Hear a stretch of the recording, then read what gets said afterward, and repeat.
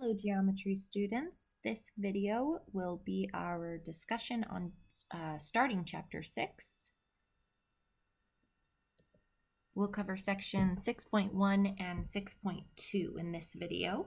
6.1 title, Polygons.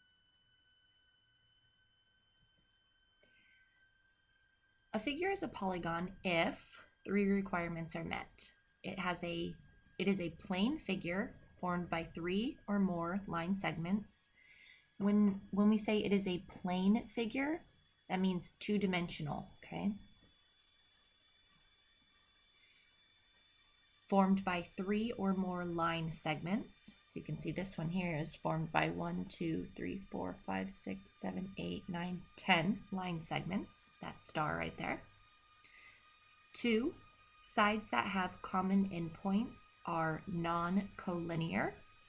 All right, so this side right here and this side right here, they have a common endpoint. It's this one right here. So if I highlight all of their endpoints, there, and there, those 3 points have to be non-collinear. So not in a straight line, not obtainable by one line. And 3, each side intersects two other sides. This is what makes the figure closed at their endpoints. So by that, you see this side right here, it intersects this side and this side. If it doesn't intersect two sides, then your figure will be open. I'll show you an example of that versus closed. The endpoints of the sides of a polygon are called the vertices. To name a polygon, you'll list the vertices consecutively. So that means in order, okay? So this polygon here, let's say you started with D. You would then want to name the polygon D, E, F, G, H in order consecutively. Now, if you started with the letter E, so if your starting point was here, that's okay. Just go in order from there. So it'd be E, then we could go this way to D, to H, to G, to F, okay? It still identifies this unique polygon. So pick your starting point and then go in order. Clockwise or counterclockwise is fine. All right, so according to that definition, let's check if each of the 5 figures below are polygons or not. All right, so here's figure number 1. Do you guys think that's a polygon? It's definitely two-dimensional, it's closed, it's got 5 sides. If you said yes, you got it right. Nice job. Let's check out this figure, figure 2. Do you think that is a polygon or not? If you said no, you got it right. All of the sides have to be lines, and this polygon, or this figure, I'm sorry, it is plane, it's two-dimensional, it's got one line segment, but one of its parts that makes it closed is a curve, so it's not a polygon. Try figure 3 right here. Think that is a polygon? And I mean the whole thing. There may be like polygons inside the figure, but look at the figure in its entirety with all 1, 2, 3, 4, 5, 6 line segments. So the answer would be no. This one's a little tricky because we do have a polygon on top, a triangle. We have a polygon on the bottom, looks like a square. But ultimately, the figure overall is not a polygon, and that is because each side intersects two other sides, has to be a requirement. But check out this side right here. That side this segment intersects 1, 2, 3, 4 sides in the figure. So it didn't make the 3rd requirement of definition of a polygon. Okay, 4th figure. Do you guys think that's a polygon? Hopefully you said no. Reason being, it's open. So this figure is open. All of the other requirements are fine. It's two-dimensional segments, but this segment right here and this segment right here, they only intersect one other side, leaving this polygon open. I'm sorry, leaving this figure open and therefore not a polygon. 5th one, what do you think about this figure? Okay, hopefully you said yes. This concave part might have thrown you off, so you might have said no based on that, but that's okay. All the requirements are still met. This part right here is just called concave, and we're going to talk about that on the next slide. All right, first let's start by quizzing yourself. Pause this video and see how many names of the polygons you can come up with. Like, what do you think the name of a polygon with 3 sides is? What do you think the name of a polygon with 4 sides is? So write them right here, whatever you think the name is. One with 5 sides, one with 6 sides. So pause this video and see how many you can get. Welcome back. If you came up with triangle, quadrilateral, pentagon for 5 sides, hexagon for 6, heptagon for 7, octagon is for 8. Hopefully you got those ones. If you missed one just because you forgot, no problem, but this seeing the list here might have helped remind you. Hex, people think of 6. Pentagon, like the Pentagon, the building, 5 sides. Quad is 4. Tri is 3. Hep is less frequent, but remember that one is 7. Octagon, like an octopus.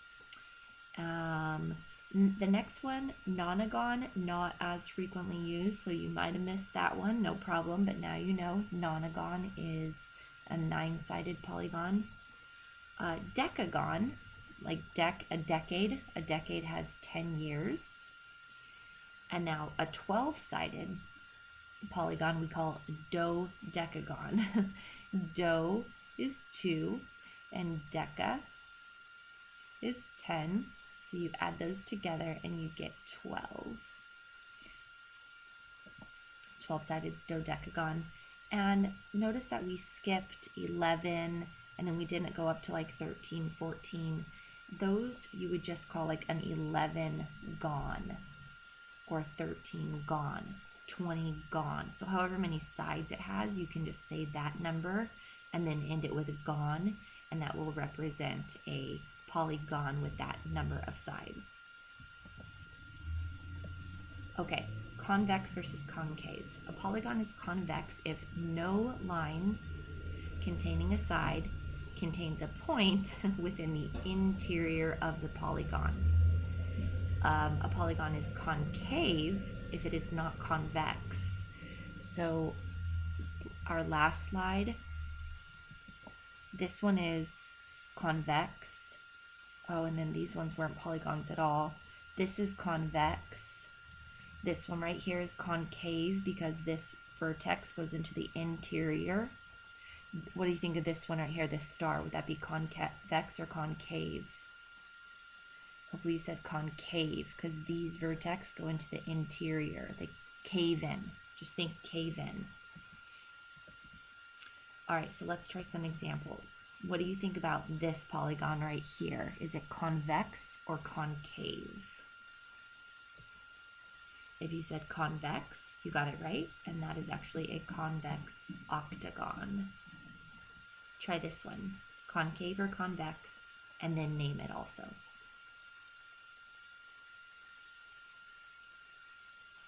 If you said concave hexagon, you got it right. Concave from these two vertex right there, and hexagon because there are 6 sides. Last one, what would you call this one?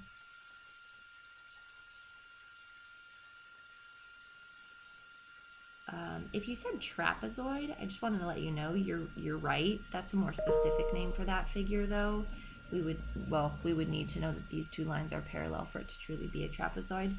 But the more general form would be convex and then quadrilateral. Quadrilateral has a lot of specific names. Quadrilaterals can be squares, rectangles, parallelograms, trapezoids, isosceles trapezoids, all different types of quadrilaterals. A rhombus, a kite, a diamond, okay? But nonetheless, quadrilateral is the most general name of a polygon with 4 sides. All right, An equilateral polygon is a polygon where all of the sides have the same measure.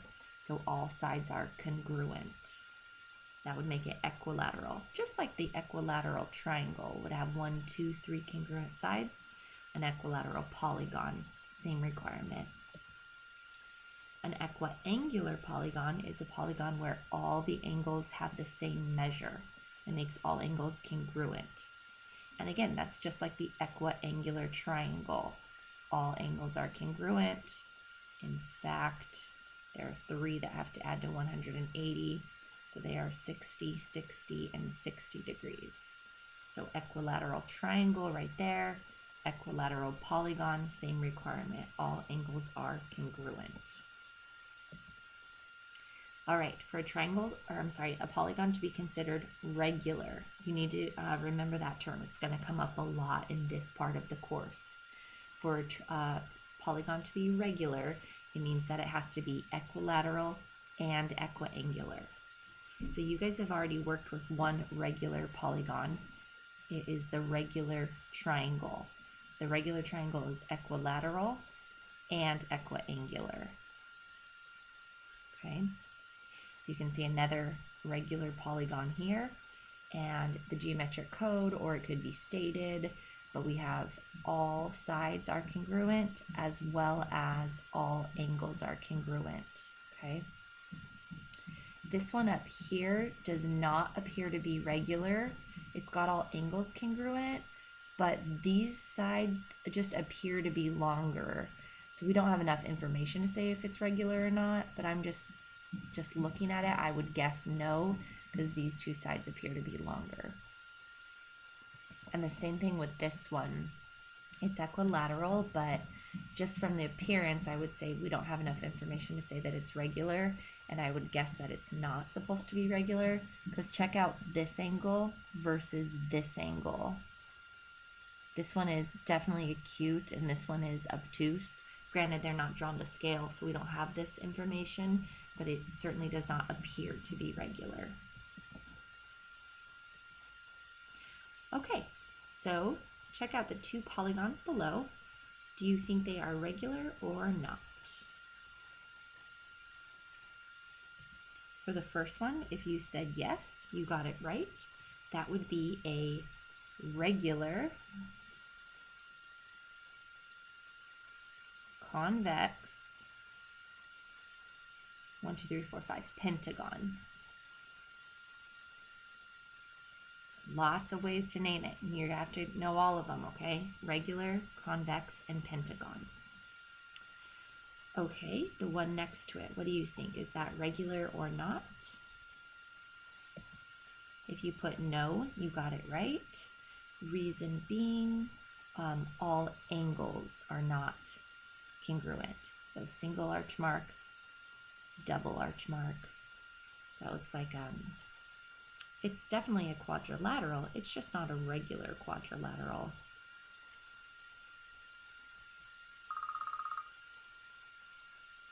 A segment joining 2 non-consecutive vertices of a convex polygon is called a diagonal of the polygon. So diagonal, you guys know that term. So when you are talking about a polygon with 4 sides, it would have one diagonal right there. And notice that that one diagonal forms 2 triangles. I'll tell you why that's important in just a second. This pentagon right here, from this vertex, would have 1, 2 diagonals. And that forms 1, 2, 3 triangles. Again, tell you why that's important in a second. And for this hexagon, if you start from this vertex, you have 1, 2, 3 diagonals forming 1, 2, 3, 4 triangles. Okay, the reason we are counting the number of triangles it forms is because we know that the sum of the angles of a triangle is 180 degrees. So we're going to be able to use that triangle angle sum theorem to find the measure of these interior angles as well. I also want you to note that the 4-sided figure has 2 triangles formed. The 5-sided figure has 3 triangles formed. the 6-sided figure has 4 triangles formed. So what pattern, using inductive reasoning, what's going on? If you said it's -2 every time, you got it right. So if you added 10, a decagon, it would, from one vertex, it would form 8 triangles.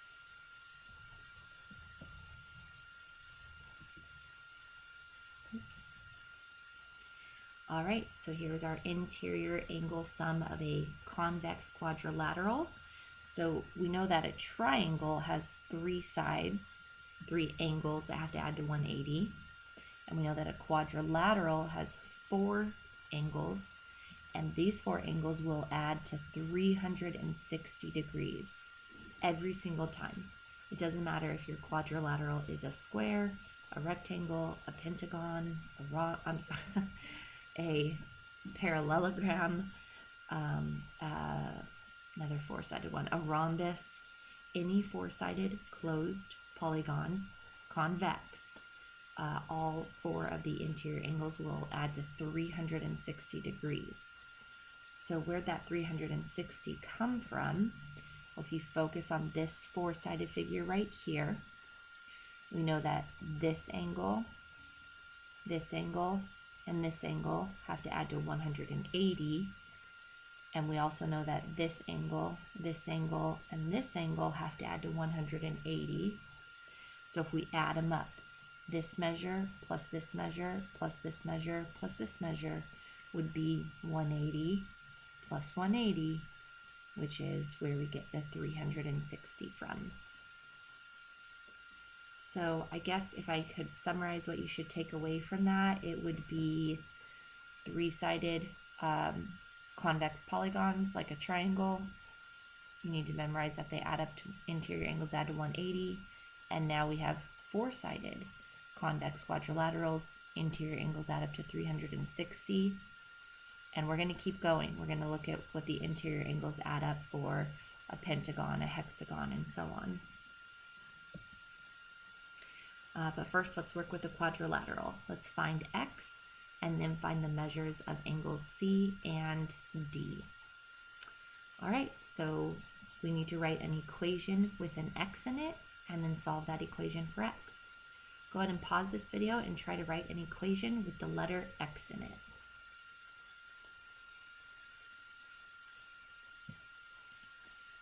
Welcome back. If you put x plus 2x plus 3 plus 127 plus 125 equals 360, you got it right. And justification for that would be the theorem that we just covered on the last slide. 4-sided figure equals 300, interior angles have to sum to 360 degrees, which means this measure plus sign, this measure plus sign, this measure plus sign, this measure has to equal 360. So that is where that came from if you didn't get it. If you did get it, nice job. Now manipulate your equation to solve for x by combining like terms, subtracting 255 from both sides, dividing both sides by 3, and we found x, so x is 35. So we can plug that back in here and here, okay? Because we already know the 127 and the 125, those aren't dependent on x. Well, this one's done, it's 35 degrees. So we just need that last one there.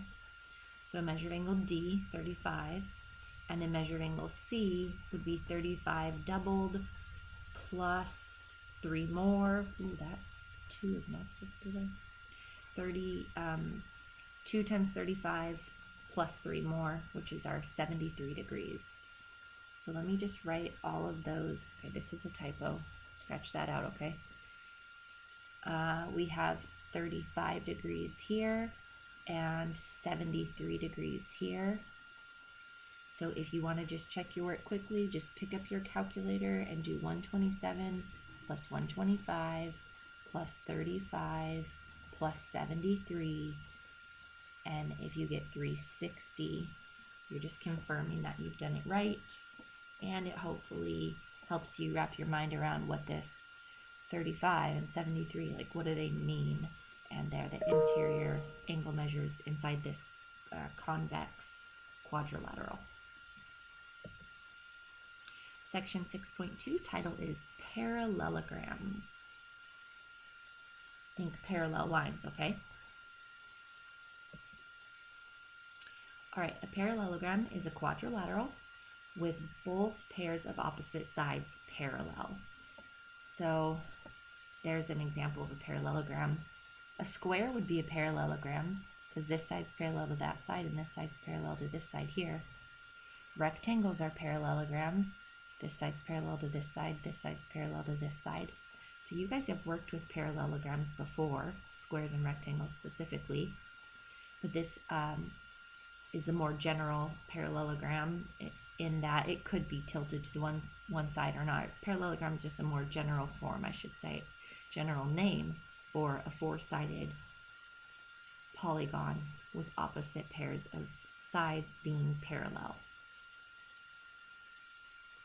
All right. Parallelograms have special properties regarding their sides, angles, and diagonals. In a parallelogram and in all other convex quadrilaterals, we have opposite sides that do not share a vertex, and opposite angles do not share a side. Okay, so when you hear opposite sides, make sure you use like A and B or C and D. You could also go with B, C, and AD. Those are opposite sides, okay? Just think opposite, okay? Opposite sides. Same thing with opposite angles. They're opposite. They've got nothing in they don't have a vertex in common or an endpoint on their rays either. Another pair of opposite sides up there would be B and D. They're opposite of each other. So opposite versus adjacent. Adjacent sides would be like these two, and adjacent angles would be like these two. So right next to each other. All right, we have a theorem about our parallelograms, and it says that if your quadrilateral ABCD is in fact a parallelogram, okay, you guys are going to need to know this symbol right here. If you see that, you want to read it parallelogram.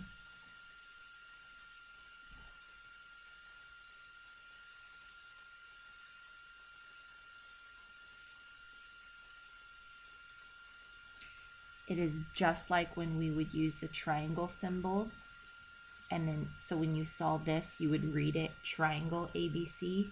Same thing, if you see this symbol followed by ABCD, you'll read that parallelogram ABCD. Okay.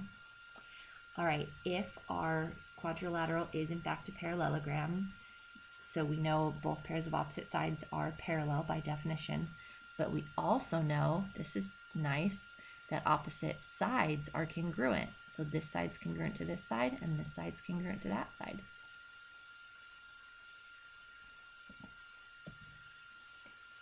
Opposite angles of a parallelogram. So it starts the same way. If our quadrilateral ABCD is a parallelogram, so we know opposite sides are parallel by definition of parallelogram, then, this is nice, we know that opposite angles are congruent. This is congruent to this, and this is congruent to that. Consecutive, okay, so right next to each other, so not opposite this time. It's adjacent, so consecutive angles of a parallelogram. Starts out the same way as the two above. If ABCD is a parallelogram, then consecutive angles are supplementary. So basically this angle plus this angle measure equals 180 degrees. And that's true to any pair of consecutive angles. So these two have to add to 180. These two have to add to 180. These two have to add to 180. Okay? Not the same for opposite. Opposite angles are congruent. Consecutive angles are supplementary. Last one, diagonals of a parallelogram theorem. Starts out the same way. If ABCD is a parallelogram, then check out the diagonals here. They bisect each other. This diagonal is cut in half by this diagonal and vice versa. What that does for us, it tells us that this segment measure is congruent to the measure of this segment, or those segments are congruent, their measures are equal, as well as this segment measure is equal to that segment measure, making those segments congruent. That's a lot of stuff. I want to try and summarize that all in just one picture. Let me see if I can do it. How do I get my... It's not going to be so easy because this screen is so full. Let me erase them. Okay, all 4 of those right there, I want to summarize into one. It goes like this. If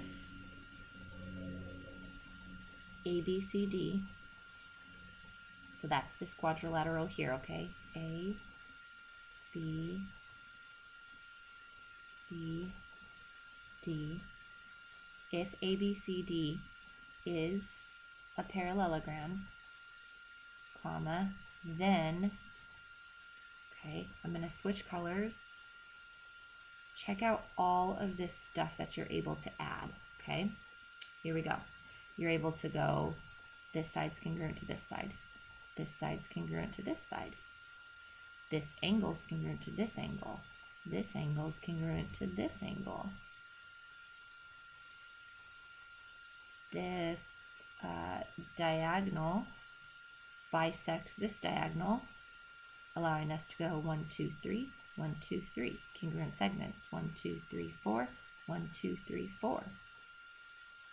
All of those markings in blue stem from those, well, it's 3 of them. The 4th one is that consecutive angles are supplementary, but there's no way for me to, there's no like geometric code for me to mark that consecutive angles are supplementary. Maybe I'll just do this. C, the measure of C plus the measure of D equals 180. And that's true for all pairs of consecutive angles. So that's a lot of stuff. Look at the red versus the blue. If you have what's in red, then you're allowed to add everything that's in blue. It's a lot of stuff. And the justifications were all the things on this slide. Opposite sides of a parallelogram theorem, opposite angles of a parallelogram theorem, consecutive angles of a parallelogram theorem, and diagonals of a parallelogram theorem. Lots of stuff. Okay, we are given parallelogram A, B, C, D. That is so powerful, you guys. Just by them telling us that that is in fact a parallelogram, all those markings that I put up there are justified by the definition of parallelogram and by all those 4 theorems that we just saw. Okay, so they want us to prove that AB is congruent to CD and BC is congruent to DA. Okay, so we are being asked to prove that opposite sides of a parallelogram are congruent, okay? So we can't just use that theorem. We're going to try and prove it, not using it, all right? Okay, so we were only given one thing there, and that's that ABCD is a parallelogram, so we state that. Justification, given. All right, statement number 2. Well, what stems from, okay, so I know proofs are tricky, especially when you just start learning them. So I really ask myself, like, okay, does anything else come from that? If anything comes from that previous statement, that given statement, I try to address it right as my next statement. Well, lots of stuff comes from that statement right there. Lots. All of the stuff we addressed on the last slide come from just that statement right there. So you want to use your figure. You want to use A, B, C, and D and state something that comes from A, B, C, D being known to be a parallelogram. Well, we know that AB is parallel to CD and that BC is parallel to DA. That comes directly from this statement because that is the definition of a parallelogram. Opposite sides are parallel. So we just have to state it. And then our justification would be definition of parallelogram.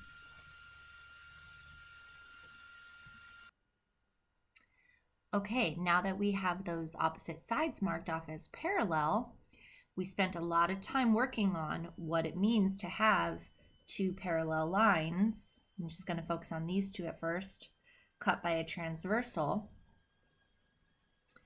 And let's look at the angles 1 and 4 first. Okay, two parallel lines cut by a transversal, angles 1 and 4. What type of angles are those? How are they related? It's like alternate interior angles. Now focus on 2 and 3. How are those related? Again, alternate interior angles. Well, we know that if two lines are in fact parallel and then cut by a transversal, then alternate interior angles are congruent. So we're going to state that. You can use the numbers 1, 2, 3, and 4 to write that as a statement. So angle 1 is congruent to angle 4 and angle 3 is congruent to angle 2. Justification: if lines are parallel, then alternate interior angles are congruent. Okay. All right, so that got us 2 A's for angle. I'm going to put them on the figure just in this one of the triangles. I'm not going to write the A's on both of the triangles, because then it might appear that we have more A's than we have actually. And by A's, I mean pairs of congruent angles. So this gave us one pair of congruent angles, and this gave us another. This is interesting. We've almost proven those two triangles congruent. If we look at the reflexive side, or the side that they have in common, we can say that that side is congruent to itself. Justification: reflexive property of congruency. Okay, so to state that, you have to use letters. So you would state that as AC is congruent to segment AC, reflexive property of congruency. All right, we've proven those two triangles congruent by angle, side, angle. So state the two triangles being congruent. Use the triangle symbol and the letters. It would look like this. Triangle ABC is congruent to triangle CDA. Justification is angle, side, angle. And now what we were being asked to prove, that opposite sides are congruent, we got that because we've proved the two triangles congruent, which means corresponding parts are congruent. So we can state what we were being asked to prove. Justification: CP, OCT, AC.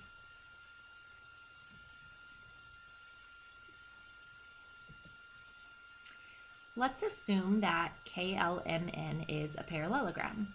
So this quadrilateral you see there, that would mean that that pair of sides is parallel, and this pair of opposite sides is parallel. Okay, that's very useful information, because if we know that opposite sides are parallel, we know that the diagonals bisect each other. So I'm focusing on the diagonals because KM and LN are the diagonals, and these algebraic expressions, they're not on the angles, they're on the side measures, okay? So they're representing pieces of the diagonals. All right, well, we know that this piece and this piece of the diagonal are congruent to each other. And then the same thing with the other diagonal. We know that this piece is congruent to this piece here. And that is because we know that the diagonals of a parallelogram bisect each other. Okay, so we can write equations with the letters X and the letters Y in them. And then once we have X and Y, we can plug them back in, and that'll let us find the measure of segment KM and the measure of segment LN like requested. All right, so writing two equations, we know that those parts are equal to each other, congruent to each other, so their measures are equal. So we're going to substitute the algebraic expressions from the picture. So KP is equal to MP, so that is this one is equal to this one. Okay, so there you can see that. And then you can also set the other two equal. This one is equal to this one. Okay, so we have a system of equations here. Equation 1 has the letters X and Y. Equation 2 also has the letters X and Y. But equation 2 is already solved for x for us. So we can use substitution to take this, plug it into the other equation for x. So by substitution, we would then have y plus 10 equals 2 times quantity y plus 2 less 8. Distributive property, combining like terms, manipulating the equation as we need to try and isolate y. Once y is isolated, we get y equals 14. All right, take y equals 14, plug it back in right there. And it could also go right there. Oh, we need x still. X is 16 because we can get that from a lot of scratch work here. Get that from right here. If y is 14, then x is 14 plus 2, which is 16. Okay, so we're going to change this to a 14, this to a 16, this to a 16, and this to a 14, and simplify those expressions, and we get km is 48.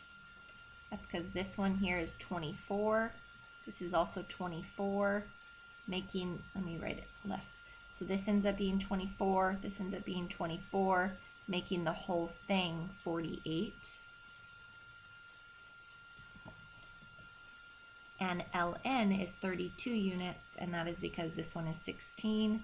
This 14 plus 2 gives us another 16, so the whole thing is 32 linear units. Multiple parallel lines and transversals. The theorem says that if 3 or more parallel lines cut off congruent segments on one transversal, then they cut off congruent segments on every transversal. Kind of makes sense if you think about, okay, so think these lines are parallel, right? Well, if one transversal, we've got congruent parts like that, think about it as that's saying that these parallel lines are evenly spaced. So they're spaced out evenly. So knowing that they're spaced out evenly, we can add any transversal and we'll know that this has to be equal congruent to that because the parallel lines are spaced out evenly. I could add another transversal here, and we would know that this piece is congruent to this piece because the parallel lines are spaced out evenly. That's the way I think of this one, multiple parallel lines and transversals. So check out this figure. We've got these 4 parallel lines, and we're told that AB is 2, BC is 2, and CD is 2. That is their way of telling us that the parallel, or our way of knowing that the parallel lines are evenly spaced out. So here, here, and here. And if they are in fact evenly spaced out, which they are, then this transversal is also cut into congruent segments like that. So E to F is 2.25, and we're being asked to find E all the way to H. So we have another 2.25 and a third 2.25. It's really just 2.25 times 3, which is 6.75.